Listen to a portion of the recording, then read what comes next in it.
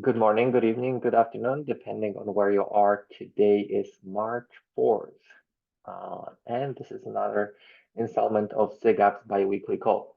My name is Mati, and I'll be your host today. A set of announcements.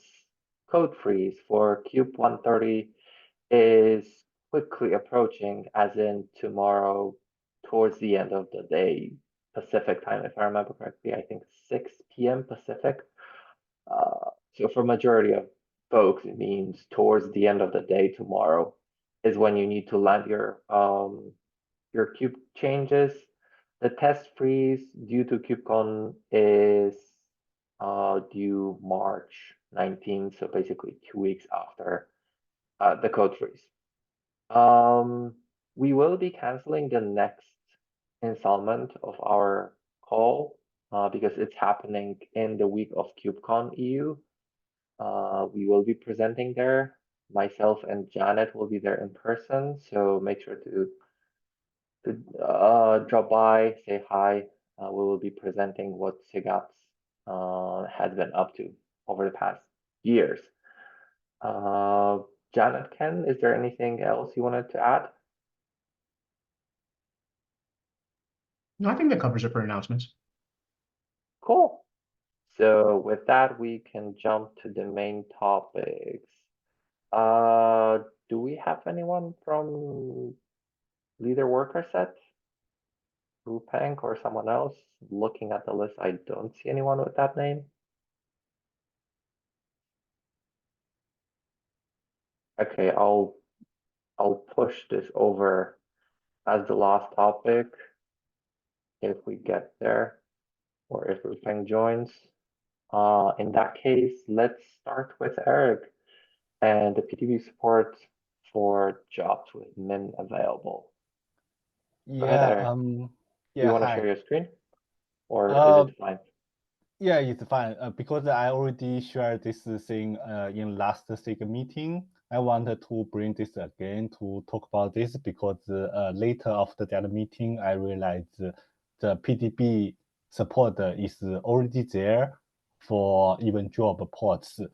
But the point is currently not supported to specify a percentage value in the PDB for ports controlled by a job. So what I actually wanted to implement is to make it support with the percentage value. So it's relatively smaller request. It's not a concept change. So I want to see if we can make it possible to land this change. I remember there was also a conversation in the Slack, and Philip was basically explaining how the job works, and I would be very curious to understand your use case, why you want to support the PDBs in a job. I'm fully aware that the way we currently have PDBs implemented as they are looking just at the pod label. So theoretically, it is possible to overlap job pods with those labels, but it's more like a coincidence that this is possible rather than a specific intention. So before going one way or the other, I would be very curious to try to understand what you're trying to achieve with PDBs and jobs, especially that, as Philip explained, with other workloads such as deployments or stateful sets, you're trying to protect your minimal set of replicas running your particular workload. Whereas for a job, that minimum is already there. It's literally there. Anything from the minimum from 0 up to the parallelism is how many job pods can run in any single job at any given point in time. So I'd be very curious to hear your use case for those Yeah. PDBs. So the use case is that we commonly use job as the workload type for training workload. So for training workload, it required a minimum number of pods running simultaneously. Otherwise, they will be paused for their training progress. So in that case, we want some certain level of protection when something bad happens, like when we need to preempt underlying node. We actually wanted to protect that pod from being evicted. So maybe it can be the training job can be finished in 30 minutes. So we would rather to hold on that eviction. So we protect that to until the pod is complete, and then joining that node. So we need that kind of protection for job for this perspective. So the requirement or the motivation is quite simple. We just want to have some kind of eviction protection for pods controlled by jobs.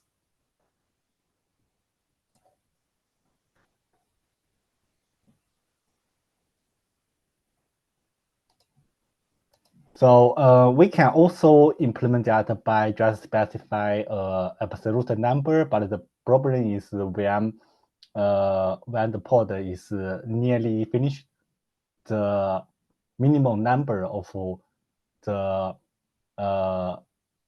pods is decreased, right? So we actually want to use the percentage to specify the dynamic minimum pod number, because when it complete, we will respect the completion, and then we minus that, and then the 100% pod number is actually decreased. So this is more dynamic and easier to use for the customers.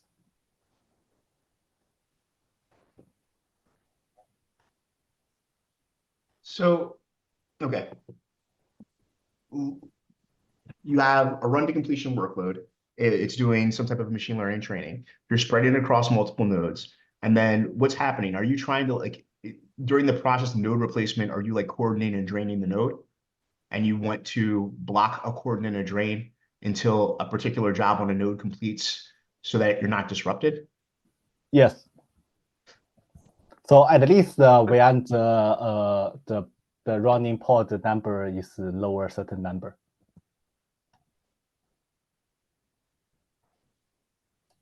So, okay, so like you specify some parallelism, and then you're willing to tolerate a lesser parallelism.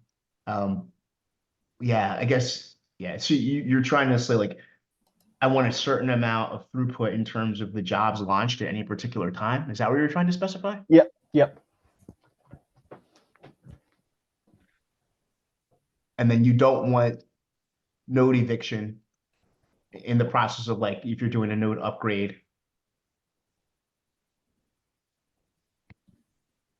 Yeah, it will be node upgrade or other preemption happens. Because our workload has the property that if it is the running pod is count is lower certain number, we have to restart from certain checkpoint. But if it is higher than, it just gets slower. So the damage is lower if we have this protection. And the main challenge is that job does not have a scale sub-resource. So there's nothing you can kind of do with that. Like, you're using index jobs? Just common jobs. And you can't tolerate the disruption in terms of, like, even though I guess, are you killing large chunks of nodes at a time?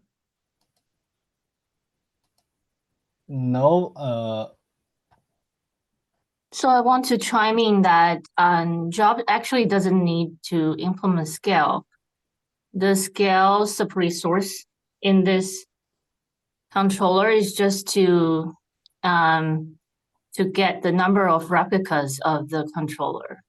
It's not really relying on the scale sub-resource.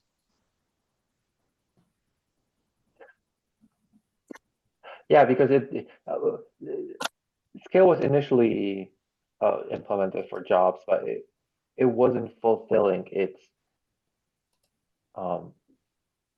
main goal. So I'm less worried about that fact. I'm still trying to figure out whether the PDBs are meant to protect the pods within a job. I can see what you're trying to achieve, but I have a hard time trying to fit this into a PDB. What I can suggest temporarily until this gets implemented, and this should allow you, because I know that people have been doing that in the past. You could try to create an admission plugin which will hook into the eviction API and then try to block the evictions for your particular pods, which will be somewhat similar to what a PDB does. And this is a officially supported mechanism for the cases where we don't support necessarily certain functionality inside of the core cube.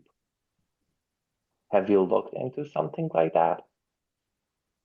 No, because I thought that this is much more easier to implement and that we don't need to maintain a separate component for that. Yeah, so what's the risk to have this thing? Because if this is customer aware the action or configuration for PDB for pods controlled by jobs, what's the harm to have this in the core Kubernetes? Because so it's not that that's kind of the question, right? Like if we had a broad signal across all users in general that this semantic in particular for disruptions with respect to batch workloads was what everyone wanted, then it's somewhat of a no-brainer because it's not even that hard to implement. It's not a huge patch to carry. The problem is if we do this as proposed and there's no gate around it, it goes live and we live with this semantic for the rest of the project, right? So like it's not that this is like it's not like no one's sympathetic to your use case. It's just it's something that we kind of have to be careful with because there's no going back, right? Like if we merge this today, this is the new semantic for disruptions for batch workloads for the rest of Kubernetes, basically, or until V2. So it just requires very careful thought. The other risk that we're facing is you explicitly said that you will be looking at and adding those PDBs only for the pods that you know that should end within the next couple of minutes. But that's your explanation.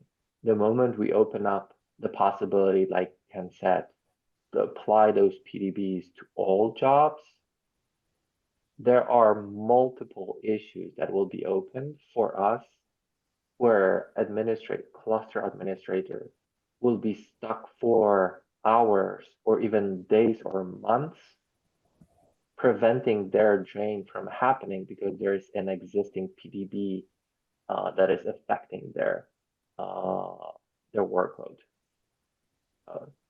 There's also yeah, go ahead. PDB that's actually selecting a PDB that would be selecting jobs right now. No one's aware of it. But then we add this code in and all of a sudden, like it's a PDB that was designed for deployments, but happens to accidentally select jobs. And now when people are running node upgrades, it just never happens anymore. Yeah, I mean, it's possible. The other alternative that you could potentially look into, I'm not sure if Philip's on the call and what kind of thought he put into jobs specifically. There is a proposal around node maintenance that will be developed in the upcoming Kube releases. There is a possibility that some of your use cases could potentially help with some of the use cases that you might have. It might not necessarily allow you to block the PDB evictions, but you at least will be able to watch which nodes will be undergoing the maintenance. But that's only something that will start most likely in 131, and in a couple next releases, because that's a bigger topic spanning a couple of the groups.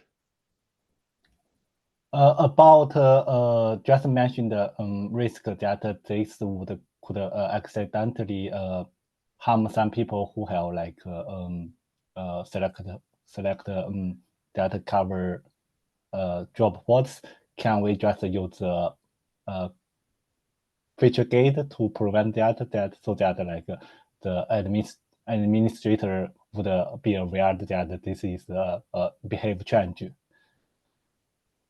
Right, but that would still have to go through the usual process of submitting a cap and considering this as a major improvement to the PDB API, such that this is not a default behavior, but more like an optional feature that is available.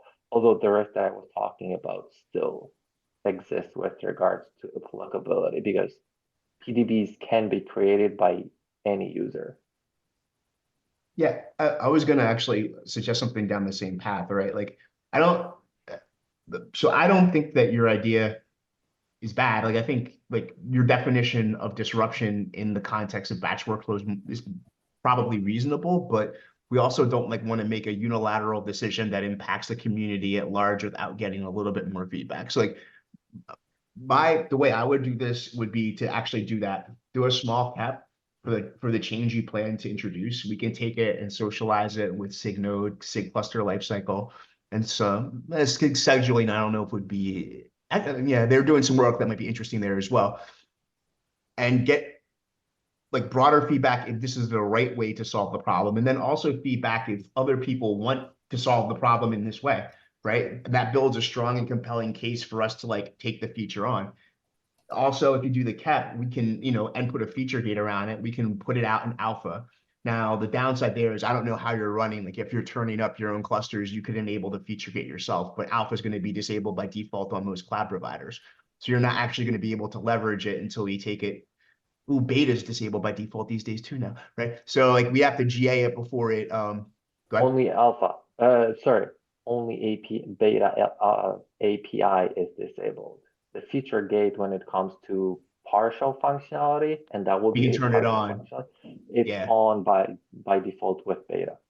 Yeah, so I mean, we could get it to beta, which would put you about like if we started it now, started the cap, get a merge alpha for the next release, beta the following release, you'd be about 2 quarters out from getting it merged to main, and probably another quarter out from it getting onto major cloud providers. Which I mean, that's a long timeline, but like that's the timeline it takes because we can't break like the first principle we have is we can't break people, and we can't make unilateral decisions that like we're going to trap the rest of the project into for the rest of its life. So that would be the path that I would suggest taking. If I may add, there's also the batch working group who are primarily looking at all sorts of batch related workloads running on Kube. I would definitely seek their input around the PDB support, because they might have some valuable input into this topic. So whether that you'll go with the initial cap or an issue describing your use cases and then trying to gather a feedback, pulling in folks from the batch working group would definitely be a worthy action to take. Yeah, makes sense. I will think about how to write up a cap and make progress on this. And about this batch working group, I think I initially talked with them and they think this should be bring to here, but I think I should talk both of them to get more feedback, so it could be easier to get it approved. Okay. Cool. Thanks for Philip. all those feedbacks. Philip, go ahead. Yeah, I just want to add a couple of things to this. First, are the alternatives? As you said, I have the cap regarding declarative node maintenance, which is not meant for this kind of thing yet, but it could be made as an opt-in or by the user itself. The other one is you don't have to you can use the webhook, as Maciej said, or you could also create a controller which would create a PDB for you with min available, and you would scale the PDB according to your needs. And also, like, one thing is that I think it's quite problematic for jobs, because even if, like, in your implementation, it could work in some of the cases. Like the number of pods in a job is not really predictable. So if you look at, for example, the deployment itself like specifies availability it should have. It's encoded in the deployment, and the deployment cares about how many pods it should have at minimum and how many pods at maximum. But the job controller does not do anything like this, and it like during the life cycle of single job, you can the number of pods can vary. So it's just simple example is like when the job like when the pods complete before they are started anew, and this can also take some time. You can have a job with no pods, even there should be pods running. So so like it's hard to use the PDB like from observability perspective, like if your application is behaving properly. And like from a cluster admin perspective, if you look at the PDB and you see no pods are running, is this application actually correct or not? And so I think it will need to be more like more bigger feature for PDBs to contain this. Yeah, like so with all of daemon set being the exception with stateful set, replica set, and deployments, the number of replicas. So stateful set, it's meant to be deterministic. For replica set, it's meant to eventually converge to the set number of replicas, though it may be higher or lower. And all of those pods are meant to run forever, right? They're run always or restart always. With jobs, even though you have the notion of parallelism, which specifies to some extent the max concurrent number of replicas you want to tolerate, parallelism, like it's a max, right? And like it varies very much based upon how many jobs have actually completed, what successes and what failures you're willing to tolerate. So like the semantics around like disruption to parallelism is kind of what this PR is trying to capture. And it's not like an unreasonable definition, I don't think, but I don't know if it's the right one to the point where I'm like, this is a no-brainer. We should just like, I think it needs broader feedback.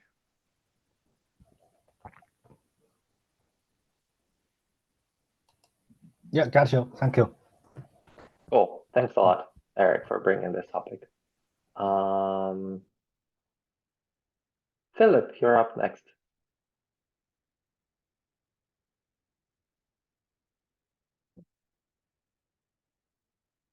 Just a second. Yes. You want to share your screen? I don't know. It depends. Like you can look at the PR I have posted, and we can first try to discuss it from there, and then I can maybe share if we need to look at some of the code. So as I've been working on this new feature for deployments, which is called pod replacement policy, I have like run into a need of a new annotation for replica sets. So first I will recap the policy I'm trying to implement.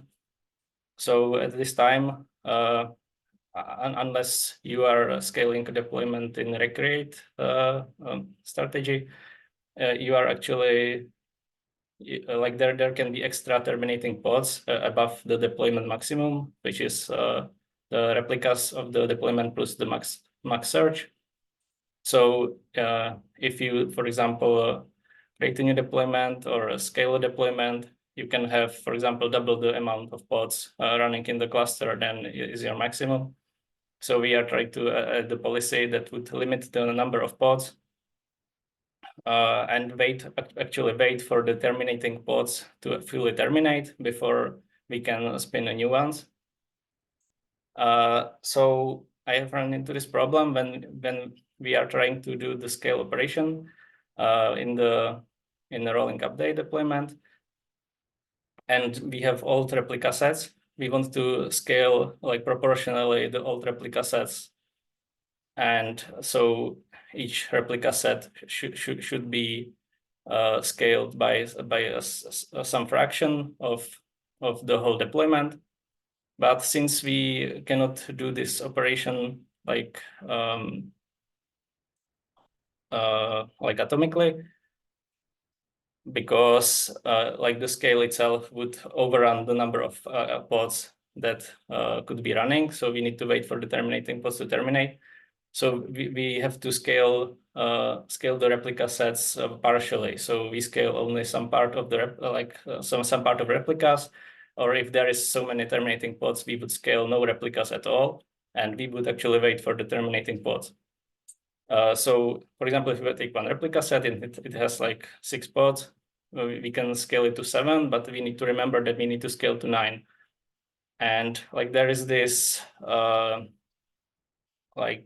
computation that we are doing to actually decide what is the new replica set size, how many replicas it should have. And we are looking at the old deployment value of replicas and the new value of deployment replicas. We make and we look at the actual replicas of the replica set, and we take a look at how much fraction of this should be scaled. So it's in the, I have it in the description of the PR. There is the line, Matej, if you can take a look at it. The new RS size, and this is the actual computation with what is done.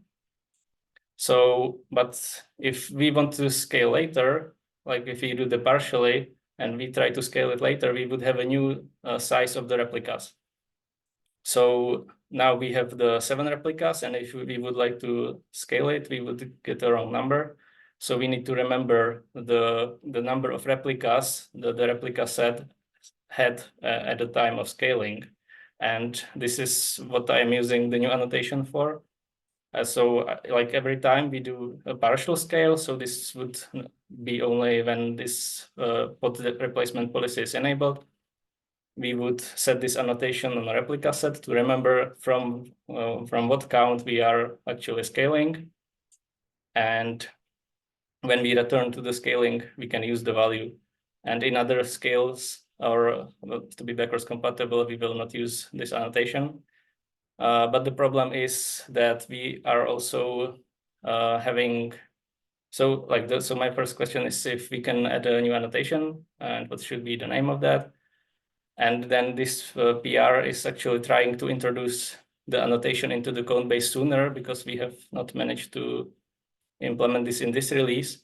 But since we have a rollback functionality in kubectl and kubectl manager, and the rollback actually deletes or skips like these working annotations, we would like to support like the last version of kubectl to actually rollback deployments of a new cluster. So I would like to add this annotation and skip it in this release, so we can add it in the next one. So any questions?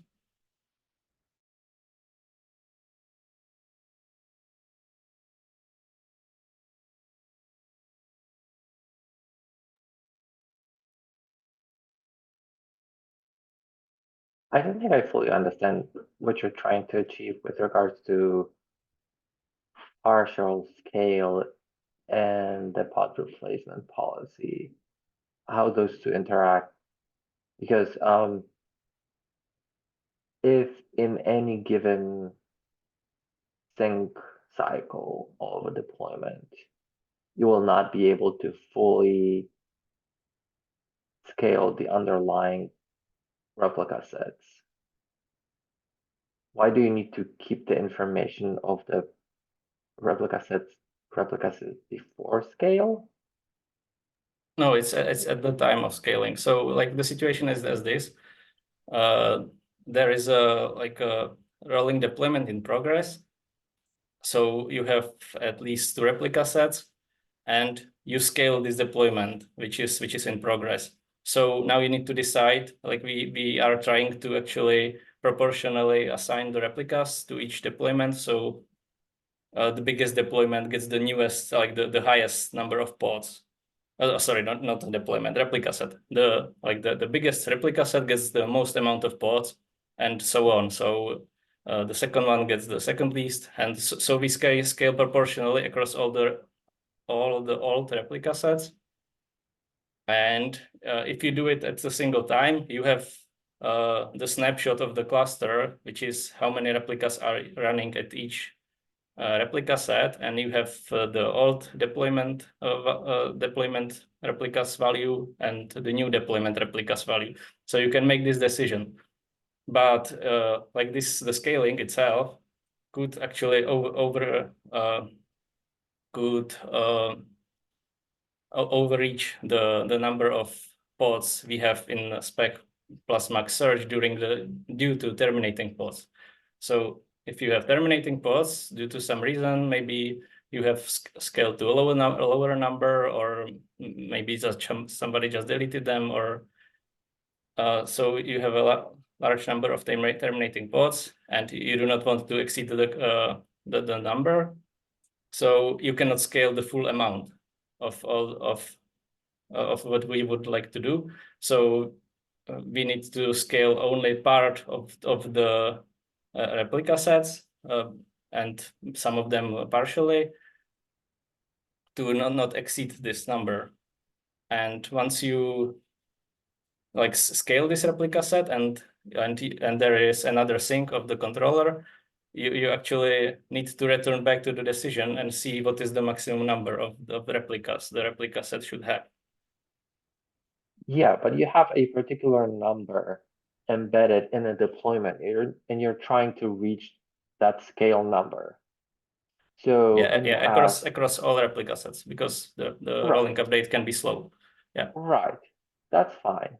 So you have your target number encoded in the deployment. Then on every sync, you're calculating the number of what the number of the replica set in each of what the number of replicas in each of the replicas should be, depending on the terminating policy. And that calculation should be always giving you some value that you're just setting. If that rollout will take several sync operations, they should still be capable of doing the math based on what the spec says and what the cluster actually has. I'm not sure why do you need to keep that information additionally in the number in an annotation. Yes. Yeah. So like, to explain, I will try to add like one use case where let's say you have like some number of replica sets and a lot of terminating pods, and you can scale and you need to scale by 10 pods. So, and you have only one slot available for one pod.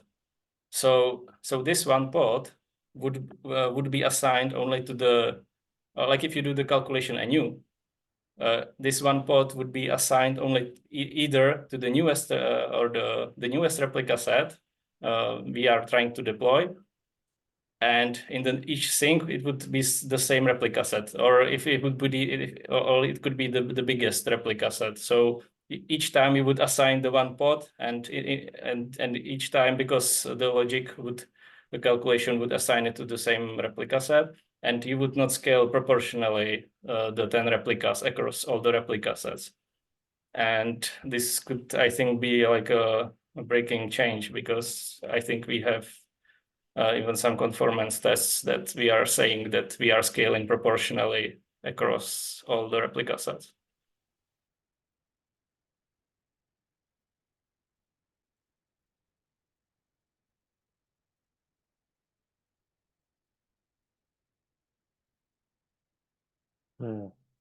I need to have a closer look at the proportional scaling topic. I cannot think of anything off the top of my head. Janet, you were a little bit closer with deployments. Do you remember anything around this? Sorry, would you repeat the question? Do you remember the topic of the proportionally scaling deployment? Which is the main question that Philip is trying to address, because he's not afraid of doing the rolling update. It's about the scaling proportional for a deployment, which apparently we have a conformance. But even if we have an existing conformance, couldn't we just modify the conformance to test to see if this field was set? Or actually, frankly, shouldn't the conformance adopt the default behavior and only change if this field is set? I think like there was a reason. First, there was a reason why we have the conformance. So I think like even you can scale even like when the how to say this. So it depends on how like the deployment is progressing. So I suppose you do not want to progress like speed up the progression of the deployment, because you need to assess the state of the deployment, and so this would like speed up the deployment, and it could like increase the percentage unavailability of the whole deployment, and like I mean unavailability in a sense that you have a different revision, like that you have this percentage of this revision and this percentage of this revision, so it will be different. And also like we are trying to make the termination complete policy like to be safe. So I'm not sure if we should proceed with just scaling the newest deployment. Okay, but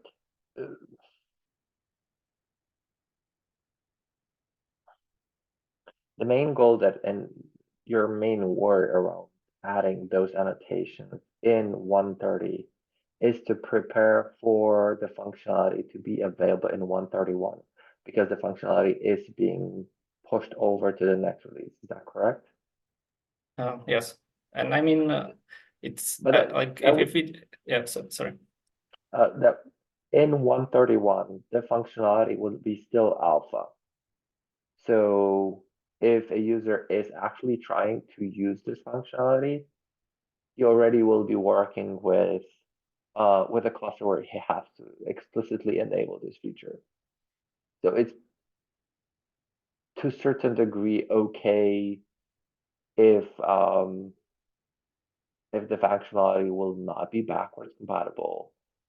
So I'm not sure why we would need to add those annotation support into 130 already.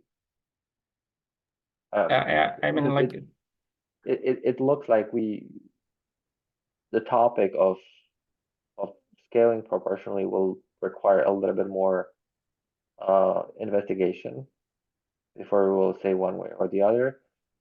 But before that, given that there's a code freeze tomorrow, I'm trying to figure out why we would need to have this ERPR landed immediately. So like two things. One is that even like if it is an opt-in, we still support like the last kubectl version. So like the user can connect to the cluster, and if it would initiate a rollback, it could roll back the replica set incorrectly. So it would keep the annotation, and it could result in a bad scaling behavior if you have a if you have the annotation there. And the second part is yeah, I agree. It's like the change is like there needs to be some time to discuss it. But on the other hand, like the change I think could be even rolled back, because we are like not exposing it through anything. We are just skipping the annotation. So I suppose we could even remove it later.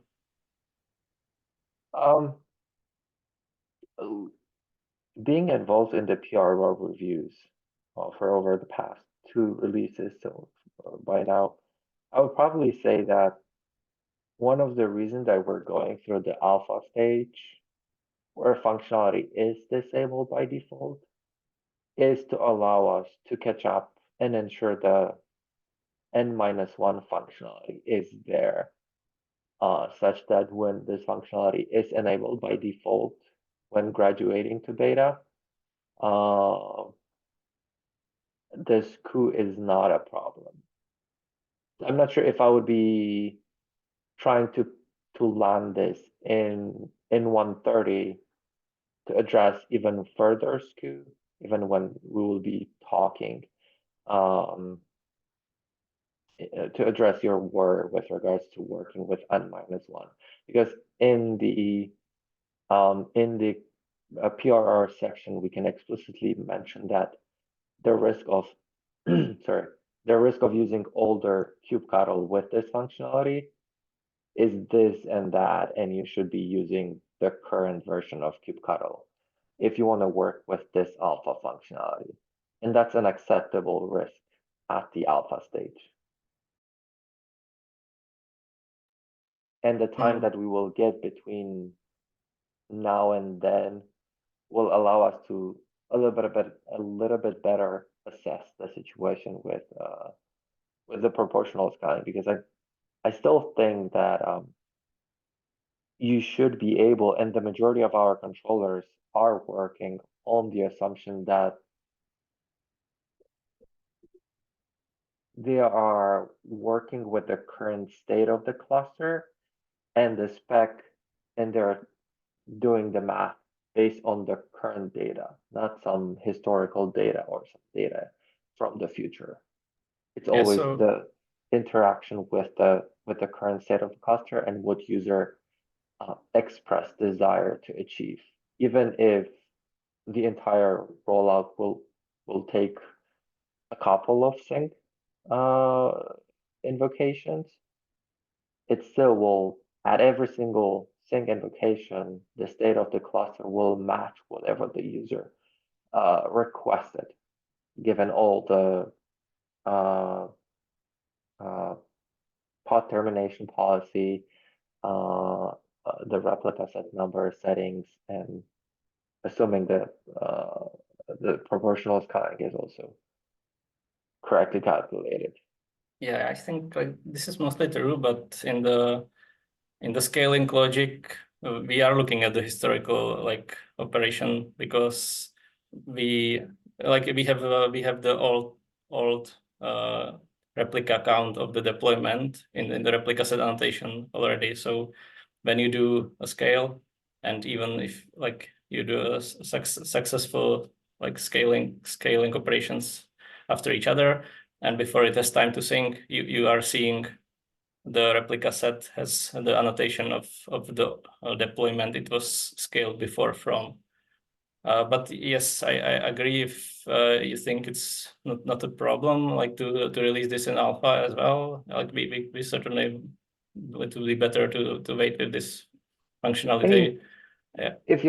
If you're talking about the rollback case, the way it is handled is that we're looking at the historical state of a particular resource. We apply that, and this is your current source of truth. The only reason that why we keep that information in history is to allow you to take that snapshot and apply it to your current version.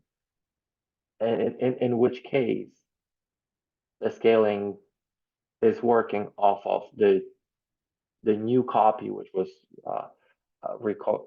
rolled back from the history. So the same conditions, I think, should apply. But like I said, I will have a closer look at this mechanism. And Yeah, I mean, but for now, I would probably just hold off with this PR. Even though, like you said, we are not exposing that information. I know that people are looking at our code bases and they start relying on various labels and annotations that we didn't intended, that they weren't intended for general consumption. Okay, yeah, sounds good. Like if we can specify in alpha that we are not supporting the rollback, if you enable it in alpha, but in beta it should work fine. So that's nice to hear that we can do that, and yeah, we can leave this to the next release. Cool, awesome. Yeah, thank you. Okay, I don't see Rupang on the call, but I'm guessing this was mostly as an announcement that the leader worker set is being added to the casework. If you haven't heard, there was an announcement sent on the SIG Apps mailing list. It is a new topic that is being worked on under the umbrella of SIG Apps. Okay. In that case, I think we can close today's call. Thank you very much all for today, and hope to see you on KubeCon, and if not, see you all in 4 weeks. Bye all.